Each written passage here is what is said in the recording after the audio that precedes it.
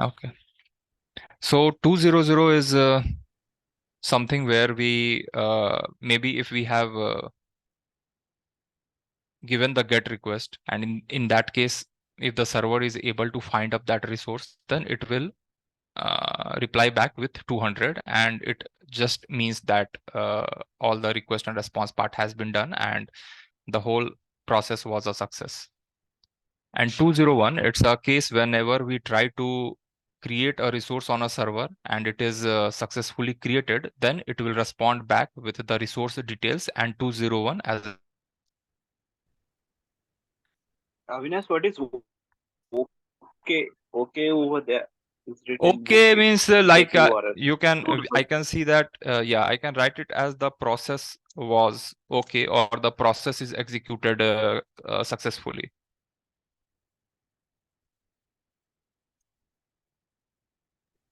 Is it like confirmation, like we Right, get the right, details? right. It's a kind of a confirmation, like I requested from the server some kind of a data, and the server understood my request, and then he gave me that data. So along with that data, it will also pass this code from its side, like 200. So that is the case over here. Okay, okay, understood. Got it. Okay. And 201, this is generally used when we are trying to do a post request, right, to the server. We are giving the post request along with, let's say, some payload and the URL, and it's going to the server and it's creating that resource over there. So in that case, the server will create the resource and it will reply back with the created resource and with this status code 201, which says kind of the resource has been created. So this is one of the status codes. And then we have 202. So 202 is let's see the definition. So this code signifies that the request has been accepted for processing but has not been completed yet.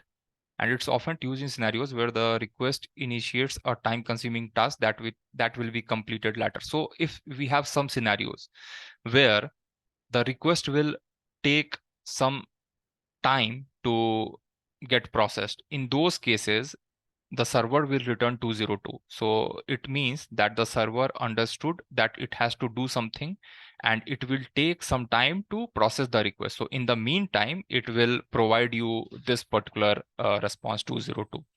So the client will understand that the server is working on the request, and we have to wait a little bit till the server kind of do the processing part, and finally we will get a reply. So 202 is a kind of a wait and the processing is in action. So I can write it like this.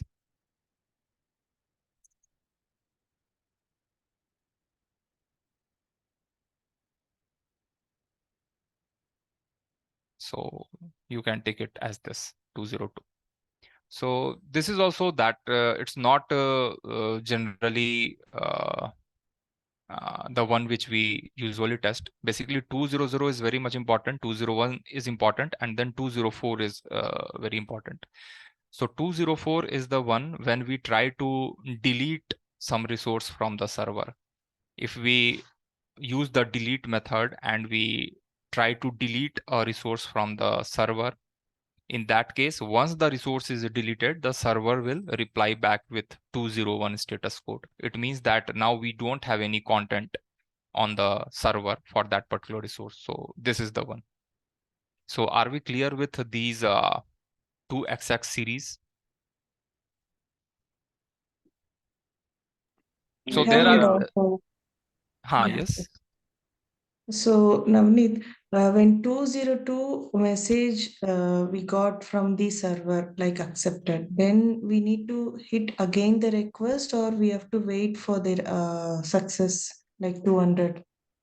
Okay, so 202 is the thing, like the request, the server got the request and it will take some time to process our request. Let's say it will take 5 minutes.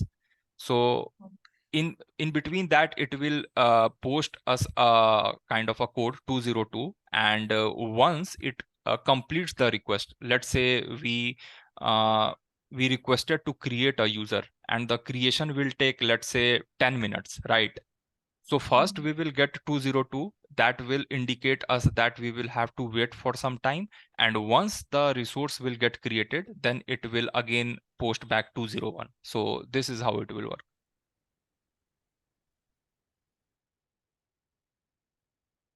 You got the point, Sandhya? Yes, yes, it's clear. Okay. So it's not the final request. Once the processing is done, then the server will provide another code, whichever is suitable in that case. Okay. Okay. And then we have 3x series. So this is related to whenever the location of server is moved. Let's say youtube.com is located somewhere on the internet, but once its server is moved to some other location, then if we are trying to hit it, we will get this series of status code where it will generally prompt the user to use a new URL or a new link to access the services. So in that case, we have one status code like 301, which says that it's moved permanently. So this status code informs that client has that the requested resource has been permanently moved to a new location. The client should update the links to use the URL uh, provided in the response. So whenever anything is moved, right, to a new location, so in that case, the server is programmed in a way so that it will respond back to the client with the new URL where he should hit in order to get the resource, and 301 will be responded back in that case. This is also a kind of a rare scenario, but if say you are doing a test in your project and maybe the developers moved the server to another location, in that case, if you come to office and try to do the API testing, then the chances are you will get something sort of 3xx code in your API test, and it will say that the URL has been changed for the APIs, and it will also provide you the URLs in the response body. So this is used in those cases. So is this part clear?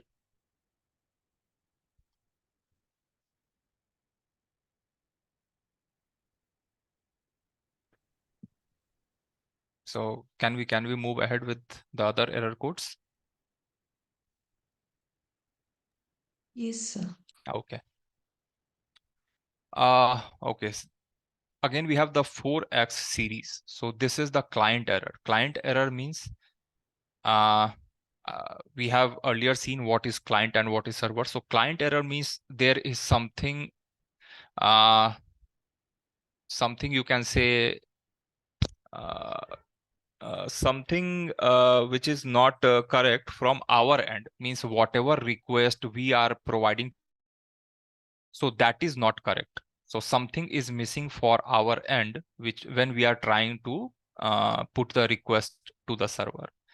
And for that, we have these particular codes 400, 401, 403, 404, and 405. So let's see one by one.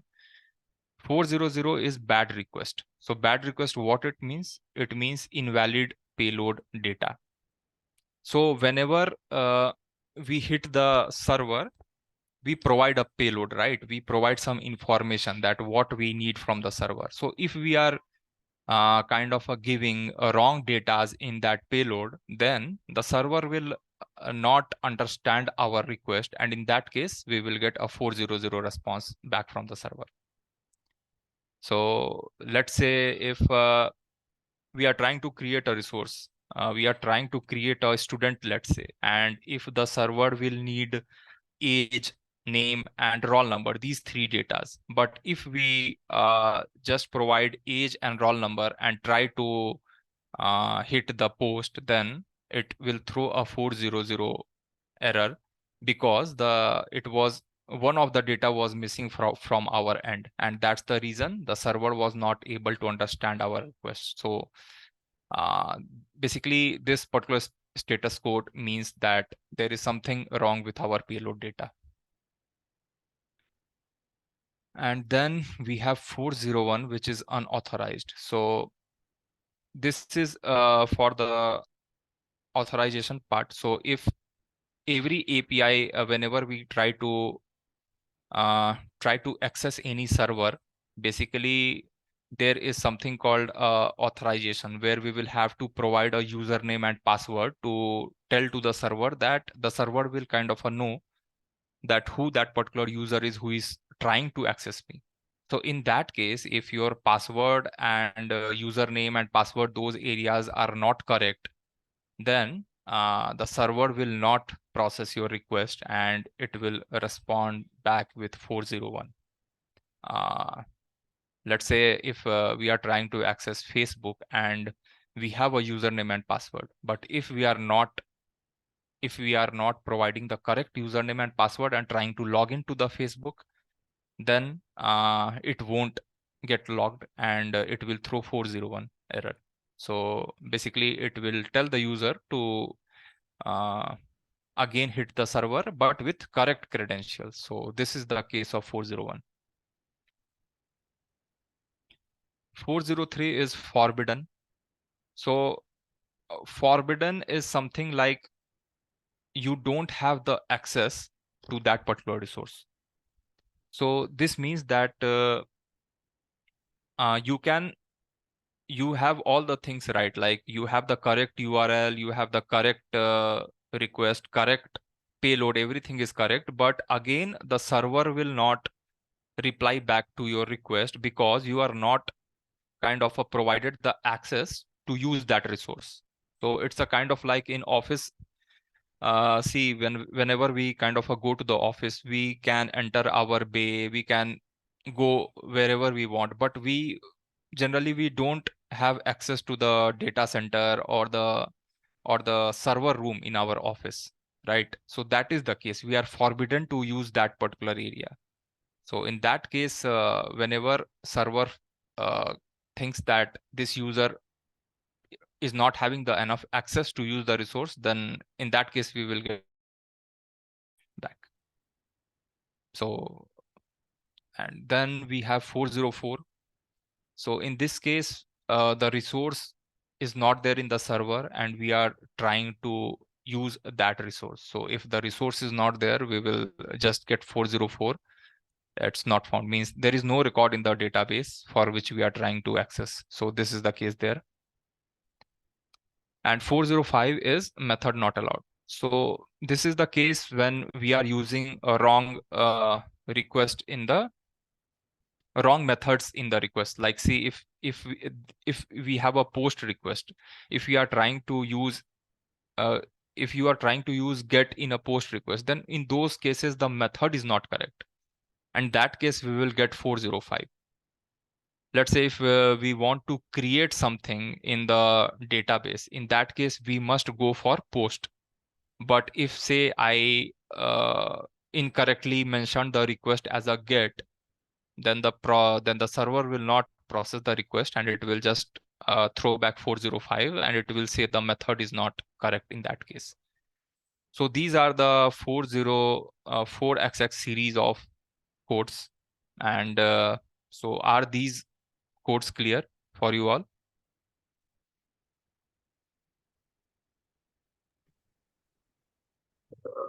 Yeah, I have doubt in methods not allowed. Okay. But Okay, so see. what exactly? So see, like uh, I will just share my screen over here. Let's see. Okay. Let's say we want to this is a server and this is the database, and we want to create a student record. We want to create a new student record. In that case, what is required from our end? We will have to use post, right, to create something. We will have to provide the payload, right? Payload means all the things of student like name, roll number, and maybe Yeah. age. So these things, right? Yeah. But if we don't use post and we use get, so will this resource be created in DB? No. Right. And in that case, the method was not correct. The method should have been post, but it is get. So the student will not get created, and the server will respond back with the status code, which we have over here, 405. It will give 405, and it will just means that the method is not correct. Yeah. So as a client, we will go ahead and we will use post, and then it will create the student. So this is the thing over here. Yeah. Okay. And then we have the 5x series. So here all the 4x is a kind of a client error, some error from our end, right? Some issue or error from our end. But in 5xx series, there is a kind of a issue from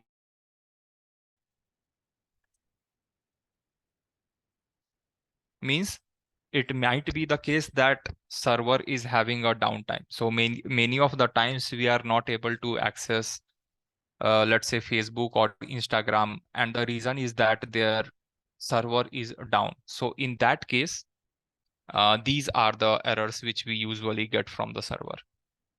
So I will just go through the main ones.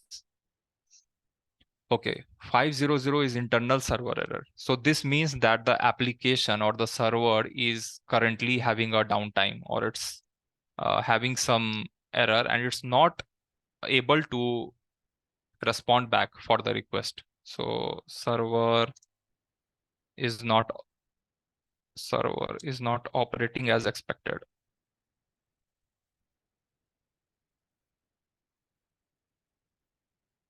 Maybe the database is down or something, and that is the reason server is not able to process our request. In that case, it generally throws 500, and it's an internal server error. So the developers will have to again fix the things in the server and again make it kind of operational. So this is the case when we will get 500.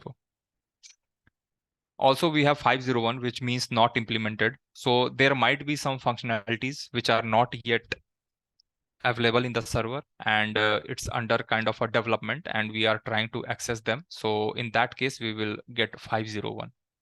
So if there is some new feature which is being developed and we are trying to access it, so in that case, we might get 501 because that is not yet implemented and ready for use for the client. So in that case, we will get 501. 502, it's a bad gateway. So it's like a middleman, the gateway issues while trying to communicate with another server. So in this case, I will just let you know what a gateway is. So in some cases, we can have this kind of architecture, like there is one server S1. Here is a client, right? And he is trying to access this server. But this server, in order to fulfill the request of this client, he will have to access another server S2. So he will the client has put the request to S1. S1 will in turn raise the request to S2, get the response back from S2, and then process the request and then provide the response back to client. So here we have this is called a proxy server or a middleman server. Proxy server, or you can say a middle server or a gateway.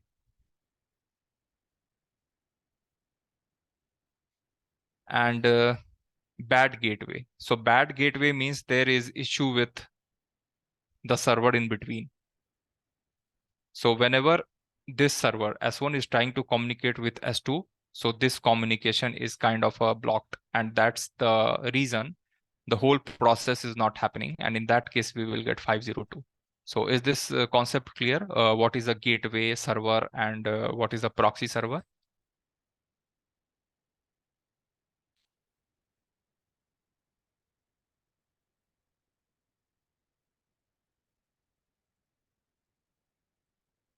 This kind of scenario comes into picture whenever we are doing some kind of a online payment. Whenever we do online payment, there can be some third party tools in between our bank server, and here is the client or us. Here is our bank, and these are some third party tools or payment, any application which we use for the payment, like Amazon Pay or something, which gets in turn connected to our bank. So it's called a proxy server in between, or a middle server. So whenever the communication between the proxy server and the main server is not happening, or it's not getting as expected, it will throw a 502 or a bad gateway request. And then okay, any question over there? No. Yes. Okay. And then we have 503, which is service unavailable. The server is temporarily unable to handle the request due to maintenance. So if there is some kind of a maintenance workload going, or the server is overloaded, then it won't be able to provide the response to each and every user. In that case, we will get a 503 error. So like say in any festival season, if everybody is using Myntra application for shopping, in that case, basically the server gets overloaded, and it faces some downtime. In that case, we will get 503. In that case, the only solution is to reach the server after some time when the traffic is reduced. And then we have 504. This is similar to the bad gateway, but the thing is that the gateway server did not receive a timely response from upstream server while the attempting fulfill the client request. Okay, so in this case 504, this communication between the gateway server and the main server, it's taking a too long time. So let's say it's taking 10 minutes or 15 minutes, and it's kind of the session timed out between them. So in that case, we will get a 504 as a error code. So these are the major error codes which can be asked in the interviews as well. So I think I have covered most of them, but there are various status codes, but I think this much is enough to handle any kind of interview question. So are you guys clear on the 5X series as well? Yes, ma'am. Okay. So now we will see one more principle, like what are the CRUD operations in DB which happen whenever we perform the HTTP request. So are you guys are aware of CRUD operations?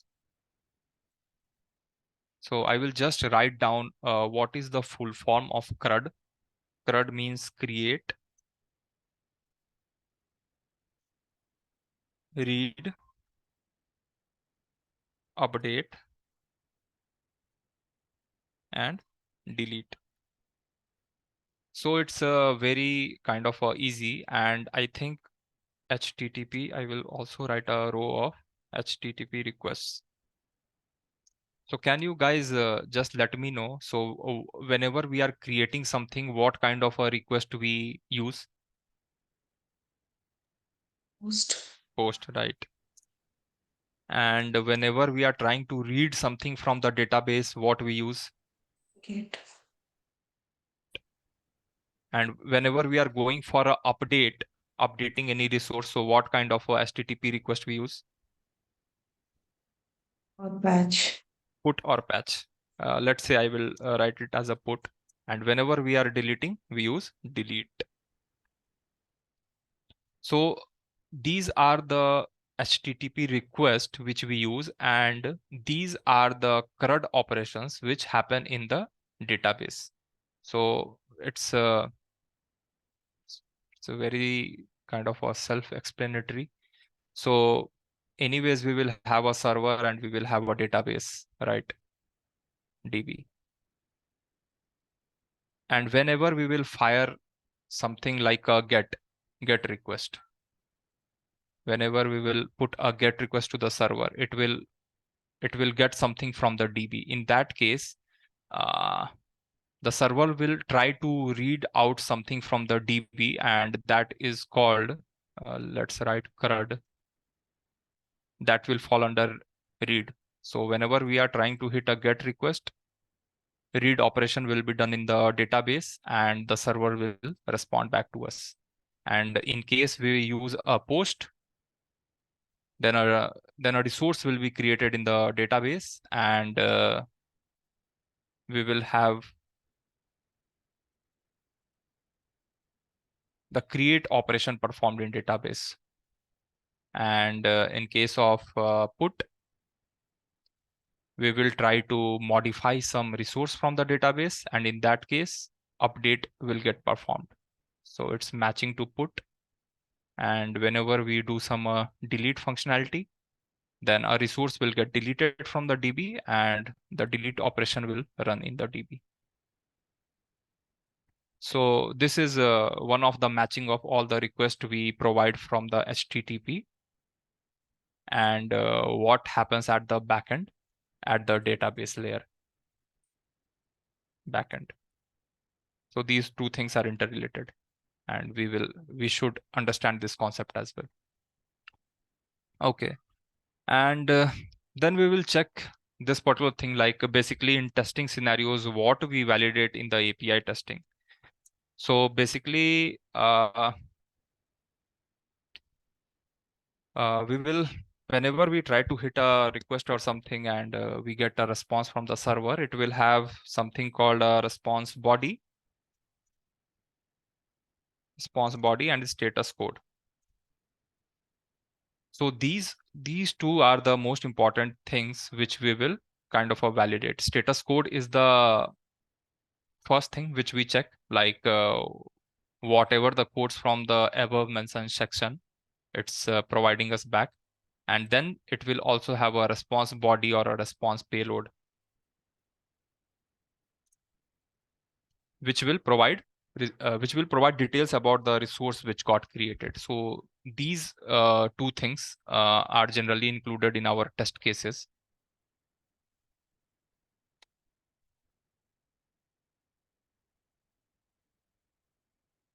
And then there are various other things like cookies, headers, those things. So basically, these two things are the main things which we try to validate. And further, when we will use Postman to execute our test cases, we will kind of check everything in the response payload, like what is the expected things which it is returning, and we will kind of write our test scripts to check those things. And here I have this is a demo site for API, and we will initially use this one to start the testing part in Postman, and then we will go ahead with other APIs as well. So this is a simple interface, simple request response .in. The site name is this, and it has all the basic APIs which is used. So it's a kind of a page where they have created several users, and let's say if we try to hit this particular URL, it will show all the users which are on page 2. So if this is the query parameter right after the question mark, and it's showing the results for page 2. So this is the URL, and this is the kind of a response body we will get in real time when we will execute this via Postman. And if you want to if you want to change the pages, you can just change the parameter over here, and it will do the changes as expected. So these are some of the get kind of a request, and we will have post, we will have put, patch, delete. So these things we will try to do it in Postman. So for post, it's a kind of we will get the URL from this part, and this is the body which we will use, and this is the response which should be the expected one. So using these, we will kind of frame some test cases, and we will go ahead with Postman. to test them, so that we kind of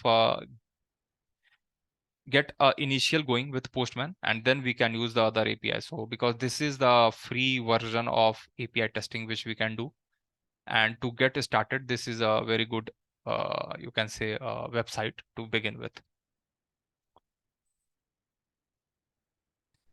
And before going to Postman, I will just prepare some test cases which we can test in Postman, and then we will see how we can just install, download Postman, and what is the brief overview of what are the various things in Postman and how we can start the testing over there.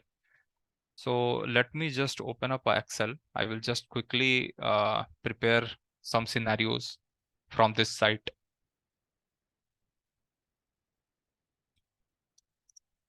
And we can just go ahead and test them.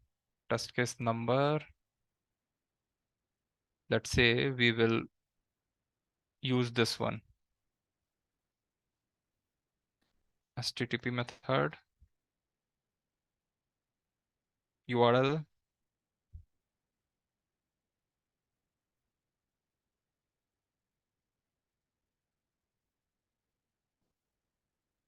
request payload. Okay, so let's say this is test case 1, and the method will be get.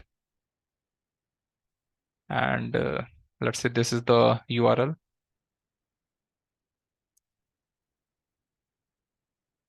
So in this, do we need any request payload for the testing of this scenario?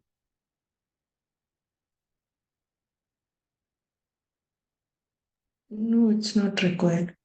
Right, because it just requires this URL to hit the server and get the response. And what we will write here is expected outcome. What is expected? Status code should be, I guess in this case, it should be 200. And secondly, it should fetch all the users on page 2.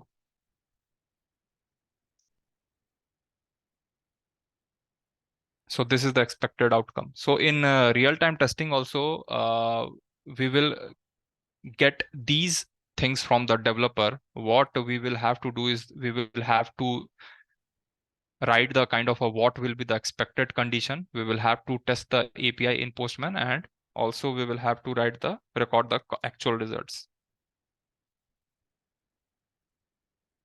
And then you can update everything in the Excel, and you can share it with the client. So this is the very basic thing which we can do whenever a project is started in the, you get a project of API testing. So initially you can record these things in the Excel, and when you get all the things in place, you can also use Postman to share the reports. But to do the basic things and to do the basic testing, these kind of scenarios will be sufficient for you. Like what is the request type, what is the URL, and what is the expected condition, expected outcome. So these things will be clear from the development calls which you will take, and they will just walk you through the APIs which they have developed, and then you can just frame a kind of a scenario, test scenarios in your project.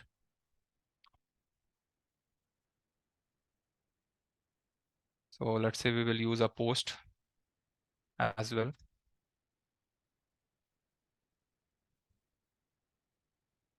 And this is the URL for it. And in post, we will need you can say a payload. We will require it. And where is the payload for post? So post, they are trying to create a user. So you can see this is the payload. This is a JSON format. This is this this particular format is called a JSON format, and it's very easily understandable. So that's why we use a REST and the JSON architecture in our APIs, because anybody can just have a look and they can get what they are meaning by name, what is the job, what is the ID, what is these things. So this is the response payload, and this is the request payload. So he's passing name as Morphus and job as a leader, and using this URL and using this payload, this is what is expected. The status code should be 201. The resource should get created and it should return back the information of the resource in this particular format. So I will just copy this payload over here. Let's say this is the payload. We'll name it as test1, and let's say the job as a tester. So what should be the expected outcome? Just copy this. So status code should be 201, and it should create a user named test1 and job as tester. So this should be the expected outcome from the API, and we will also record the actual results. And let's take one as a put to update something.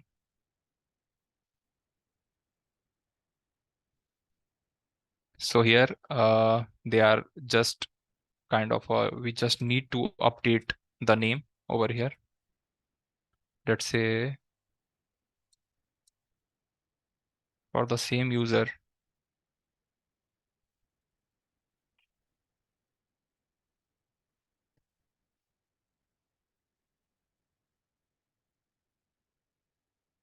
now we will update the name as test2, and let's say we will update the job as well as QA.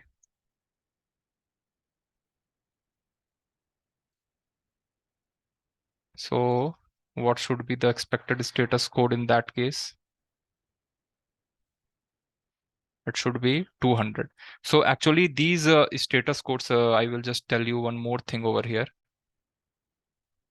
So whatever the status codes which we have used, so these are standard status codes, and it depends on the developer how they have coded these things in their servers.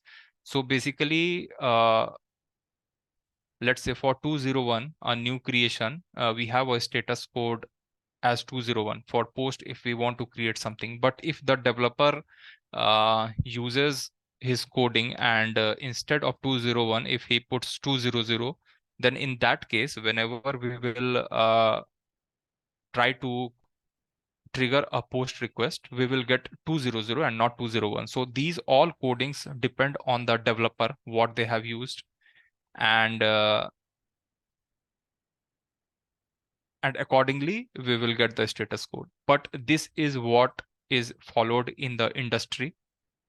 So the chances are that the developers must have coded it as per the industry norms. So it's not a hard fast rule, but if you are, let's say if you are putting a post request and you are getting 200, so it doesn't mean that your API is not working or it's not behaving as expected. But the thing is that the developer might have used 200 in his coding part and not 201. So these things will get more clarified when you go for the initial meeting with the developers, and kind of you get an overview of how they have used the APIs. So are you clear on that part?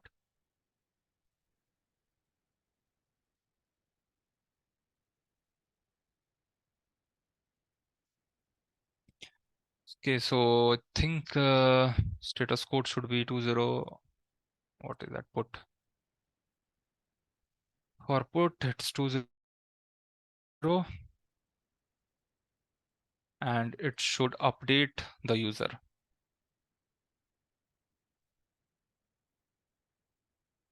Update the user name as test2 and job as QA. Okay, so this is one more scenario. And lastly, we will check a delete condition.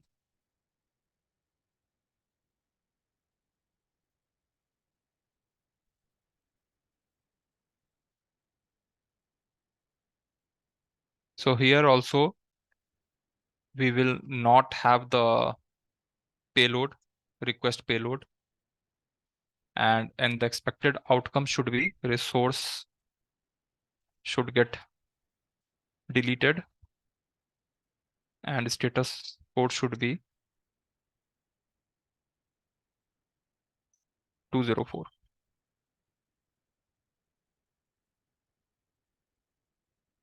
Okay, I think we have the scripts ready, and now we will quickly see how to run these things in Postman. I will just save it.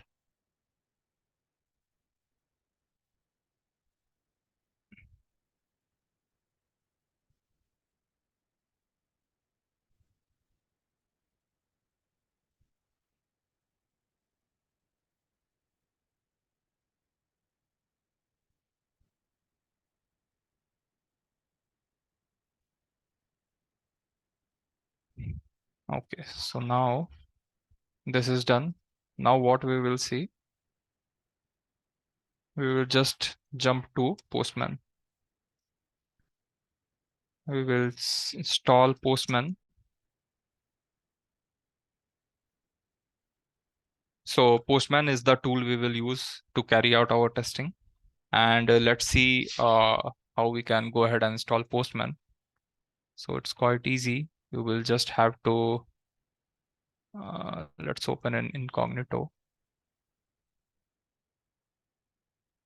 Postman. Yes, this is the site. And if you haven't signed up, then you can just sign in with your Gmail or any account. And once that is done, you will be good to go with Postman. So I will just write down like we will have two versions of Postman. One is a web version, and also we have a desktop version. So both are the same thing. Web version is that like it's the same thing like you are running, let's say, Facebook on a web browser or Facebook from your application. So it's both the things are same.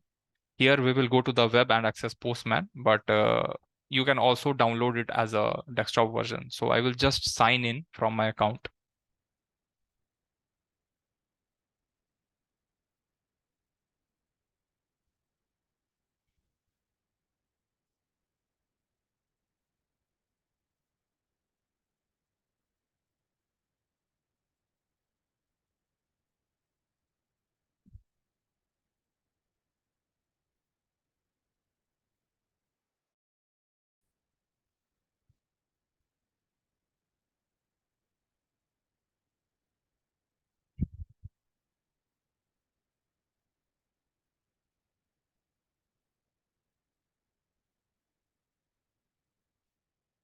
So this is the kind of a look and feel which you will get from Postman once you sign it for the first time.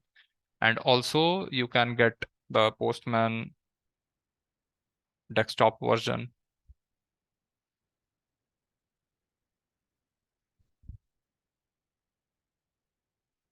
And you can just, I will just use the URLs as well to get desktop version of Postman. So you can just download it for your Windows. I have already downloaded the tool, so I can just show you that as well. And for you guys, you can just open this particular link and download it to your machine, and then you can just use your Gmail account to sign into Postman.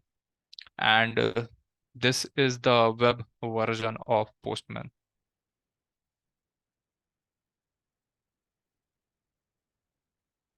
Both the tool having same UI or like Uh, Mostly the UI is same. It's the same thing, like it's nothing different.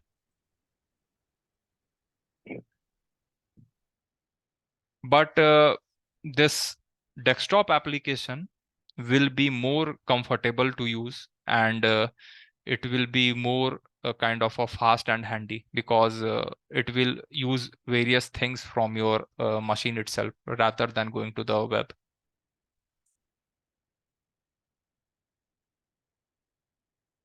This is the desktop and this is the web.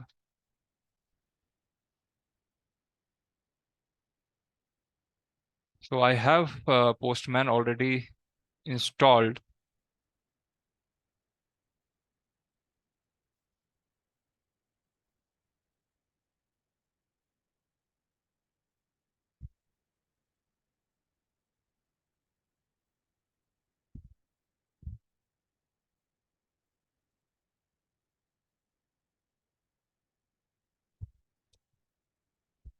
So this is the look and feel of the desktop application. These are the some release notes, like what the current version we are having in Postman 10.1.8, and what are the new things which are getting implemented in Postman, right? With every version, we will have like what were the bug fixes. Like every version has some kind of bugs, like a small bug or something feature which they need to implement. So with each and every release, those things are taken care about, and this particular page will give you an idea of what is the current release and what's there in that particular current release. And also, like, and you can just go to your settings, and then you can have a check of what is the version of Postman you are using. Like in interviews, you should better be also aware of what version of Postman you have worked with. So mine is 10.18.9. And then these are some general things, some themes which you can use, like system theme. So whatever, if you are having running on a dark mode, then it will automatically choose a dark mode. If it's a light mode, it will use a light mode. So light mode you can go with dark mode. So these things are there. Some shortcuts, add-ons, certificates, proxy, these things are there. Update, if you have any updates, you can go and check the updates about section. So these are the basic things of Postman. And in the next lecture or next session, we will just have a quick overview of what things are there, like what is a workspace, what is collection, how we kind of how we will create our test cases into Postman, and how we can do the basic testing. And then we will dig deep into how to write the test scripts, how to extract, how to declare variables over there in Postman, how to extract something from the response body. So these things will be looked into. Then we have environments as well. So environments are nothing like you will be having various environment in your software world. Like you, if you are a QA engineer, you will work on the QA environment, or you can say the UAT environment. And if you are a developer, you will work on dev environment. So if you are someone who is looking into production, then you will have some production environment set up into your Postman. So these things we will take a look into. Then how we can use the import feature, export feature, what these things are. So we will see these details in the upcoming classes. So for today, are we clear on the things which we discussed, like the status code, the CRUD principles, and how we frame the test scenarios? So these things are clear as of now, or you guys are having some doubt in some section of this particular uh, particular topics.